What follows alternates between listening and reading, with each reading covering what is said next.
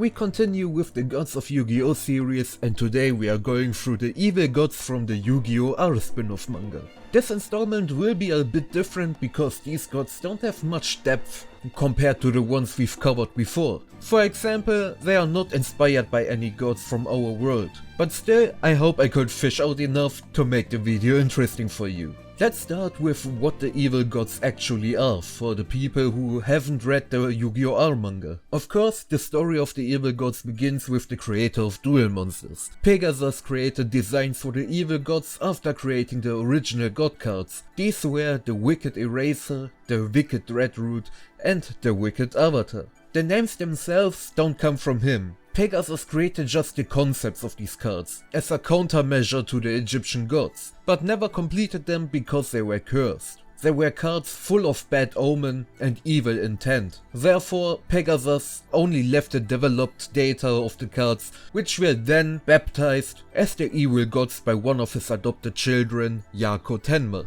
The basic concept of the evil gods was to use them as the natural counter to the original gods. The Wicked Eraser is the counter to Osiris or Slifer the Sky Dragon. While Osiris gains 1000 attack points for each card in your hand, the Wicked Eraser gains 1000 attack points for each card on your opponent's field. And while Osiris subtracts 2000 attack and defense from each summoned monster and destroys that monster as soon as it drops to 0, the Wicked Eraser destroys all cards on the field as soon as it lands in the graveyard. Thus, it will destroy Osiris as soon as it lands there.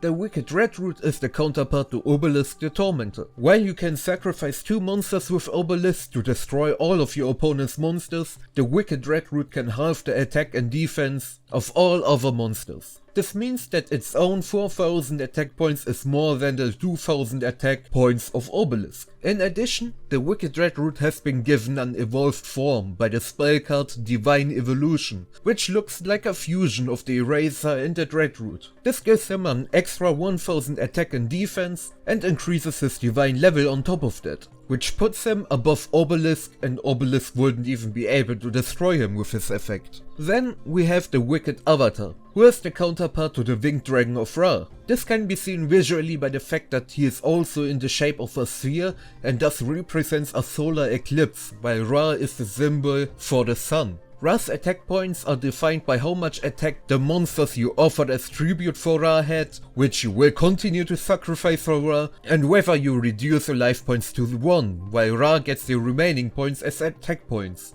This can increase Ra's attack points immeasurably, but it is not a problem for the Wicked Avatar, as he will always have 1 attack point more than the strongest monster on the field, which will drain Ra's user of his remaining life point. And again, Divine Evolution forms a protection against Ra's Phoenix mode, as the Avatar will then be above the divine level of Ra himself. Not only are the evil gods the individual counterparts of the 3 Egyptian gods, but their existence is the only true counterpart. Namely, they are the power of the devil. This becomes clear when we look at the original names of the cards. The Wicked Eraser is originally called the Devil's Eraser, and the same applies to the other 2. The Wicked Dreadroot becomes the Devil's Dreadroot, and the Wicked Avatar becomes the Devil's Avatar.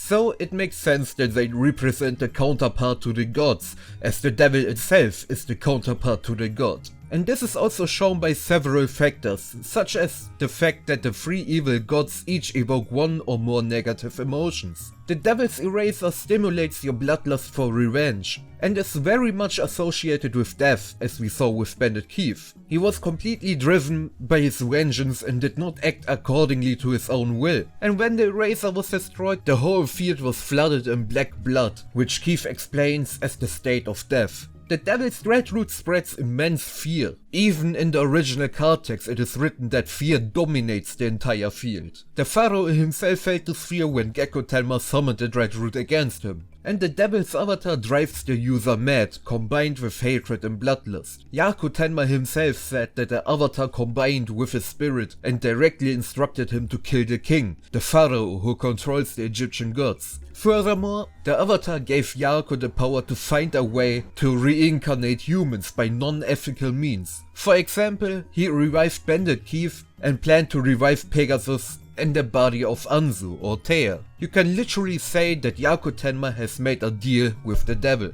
What's also interesting is that the devil's avatar has a slightly different design in the manga. Namely, in the card artwork you see a dragon-like creature in the sphere. This can mean two things. Either it's just a depiction of him transforming into Osiris, since that's the first time you've seen the avatar in that situation, and it transformed directly into him. Or this creature is said to be the devil himself, which makes more sense to me if we are talking about the avatar of the devil. Once we've seen this dragon-like creature outside of the Osiris situation, and on top of that the devil itself is sometimes depicted as a dragon, which sounds more coherent to me. And that the avatar is the symbol for the devil would explain why it was only available once as a card, while there were several of the other evil gods. That the card was truly unique was made clear by the fact that Yaku stopped Keith from taking the avatar. Then again, there probably wouldn't be a problem if it existed more often, since Bandit Keith already had an evil god in his possession anyway.